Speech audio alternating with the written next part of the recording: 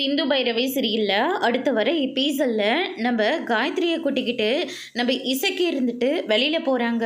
இதுதான் சரியான சான்ஸ் அப்படின்னு சொல்லிட்டு நம்ம காயத்ரி குடிக்கிற அந்த ஜூஸில் வந்து மயக்க மாத்திரையை வந்து கலந்து விட்டுறாரு. அதுக்கடுத்து தான் வந்து பார்த்திங்கன்னா ஏதோ ஒரு மாதிரியே இருக்குது அப்படின்னு சொல்லிட்டு காயத்ரி காரில் ட்ராவல் பண்ணிட்டு இருக்கிற போதே நம்ம பைரவிக்கு ஒரு மிஸ்டுகால் வந்து கொடுத்துட்றாங்க.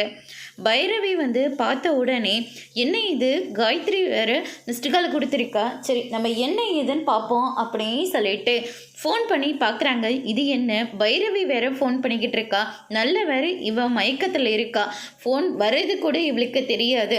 டே இசைக்கு இந்த சான்ஸை மட்டும் நீ மிஸ் பண்ணிடாதரா, இவளை யாருமே தொடாத அளவுக்கு நம்ம இவளை எங்கேயாவது கூட்டிகிட்டு போயிடணும் அப்படின்னு சொல்லிட்டு நம்ம இசைக்கு இருந்துட்டு நம்ம காயத்ரியை வீட்டுக்கு கூட்டிகிட்டு போகாமல் ஒரு ஹோட்டலுக்கு கூட்டிகிட்டு போகிறாங்க. அங்கே வந்து பார்த்திங்கன்னா இன்றைக்கி இவளோட கதையை நம்ம முடிச்சிச்சே ஆகணும் அப்படின்னு சொல்லிட்டு முடிவெடுக்கிறாங்க. இவள் வயிற்றில் நம்ம ஒரு குழந்தைய கொடுத்துட்டா கண்டிப்பாக இவ நம்மளை விட்டு போக மாட்டா அப்படின்னு சொல்லிட்டு இசைக்கு வந்து முடிவு பண்ணுறாங்க.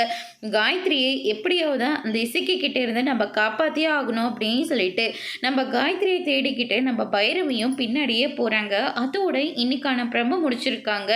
இனி பைரவி காயத்ரியை காப்பாற்ற போகிறாங்களா இல்லையன்றதை வரப்போகிற எபிசோடில் பார்க்கலாம். தேங்க்யூ.